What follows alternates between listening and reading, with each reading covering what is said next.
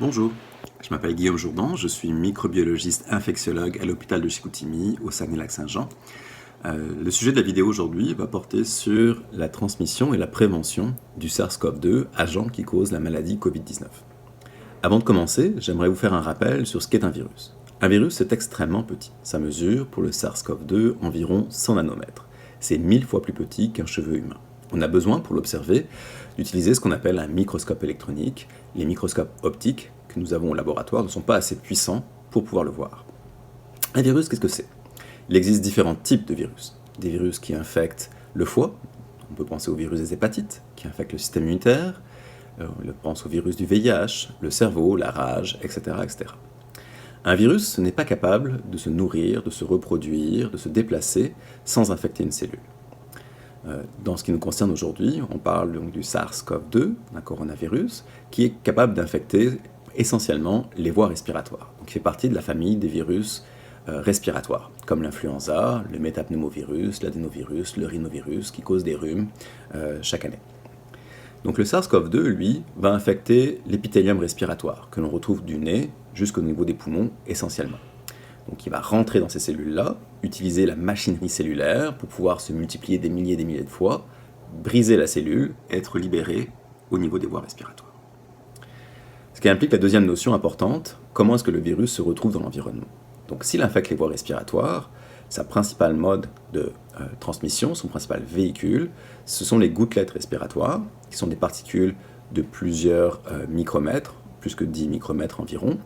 Les aérosols, des particules plus petites, moins de 1 micromètre. Particules que l'on produit quand on respire, quand on parle, mais surtout et essentiellement quand on éternue. Ce qui introduit la notion d'inoculum. Nous ne sommes pas tous contagieux de la même manière. Chaque personne va produire différentes quantités de virus et va excréter différentes quantités de particules virales sur ces véhicules qui sont ces gouttelettes ou ces aérosols. Donc, une personne qui serait contagieuse, infectée, mais qui ferait juste parler ou respirer, va produire dans l'environnement très peu de gouttelettes ou d'aérosols. À la différence d'une personne qui éternuerait, aurait beaucoup de symptômes respiratoires, et qui là va générer beaucoup de nuages, d'aérosols ou de gouttelettes dans l'environnement, donc va être beaucoup plus contagieuse. Maintenant que l'on sait quels sont les véhicules essentiels, principaux de transmission du virus, comment fonctionne ce virus, c'est beaucoup plus facile de comprendre comment on peut se prévenir de ce virus. Maintenant que je vous ai expliqué comment le virus se retrouve dans l'environnement, c'est plus facile de comprendre comment est-ce qu'on peut se protéger du virus. Donc il y a deux grandes choses importantes pour se protéger. La première, c'est l'hygiène des mains, le lavage des mains, que ce soit avec une solution hydroalcoolique, de l'eau et du savon, qui vont détruire, tuer, éliminer le virus sur nos mains, qui sont la principale source de contamination quand on touche à l'environnement. Les gouttelettes qu'une personne malade génère dans l'environnement vont se déposer rapidement sur les surfaces autour, sur ses mains, et on aura un risque de contamination de cet environnement-là important. Donc l'hygiène des mains vient finalement contrebalancer et prévenir ce mode de transmission-là. L'autre mode de transmission, c'est une transmission aérienne gouttelette, donc par les voies respiratoires, où le virus peut directement rentrer au niveau des voies respiratoires. À ce niveau-là, il y a différentes choses qu'on peut faire pour se protéger. Il y a la distanciation sociale.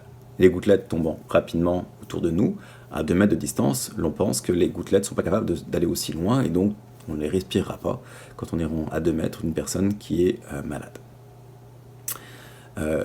L'autre moyen de se protéger au niveau respiratoire, c'est l'utilisation des masques. Donc l'utilité numéro 1 d'un masque, c'est d'empêcher la production de gouttelettes pour une personne malade. Quand on porte un masque, s'il est bien installé, si on a un tissu qui est de bonne qualité ou plusieurs couches de tissu filtrant et que le masque n'est pas brisé, est en bon état, on peut espérer bloquer entre 60 et 80% des grosses gouttelettes dans l'environnement. Donc à ce moment-là, on contamine beaucoup moins son environnement immédiat et la personne qui est en face de nous. Si on veut se protéger en portant un masque, ces mêmes masques finalement en tissu, les masques de procédure ou fait maison, ont une protection modérée, qu'on va dire, contre les gouttelettes, peut-être de l'ordre de 60%, là aussi ça dépend de plusieurs paramètres, et une protection faible contre les aérosols. Les masques qui permettent d'augmenter la protection sont souvent utilisés à l'hôpital dans des conditions où on a une génération des aérosols supérieure, donc un risque de transmission par aérosol supérieur, sachant que ce n'est pas le mode principal de transmission. On peut penser au N95 qui est utilisé au bloc opératoire ou à l'urgence pour, par exemple, l'intubation des patients malades. Donc si on résume les moyens pour se protéger, la distanciation sociale fait partie de ces mesures-là, l'hygiène des mains pour la contamination de nos mains par l'environnement ou même les masques quand on les retire, et le port de masque, surtout quand on est symptomatique et malade, ou qu'on peut utiliser aussi pour essayer d'augmenter nos mesures de protection, en plus de distanciation sociale.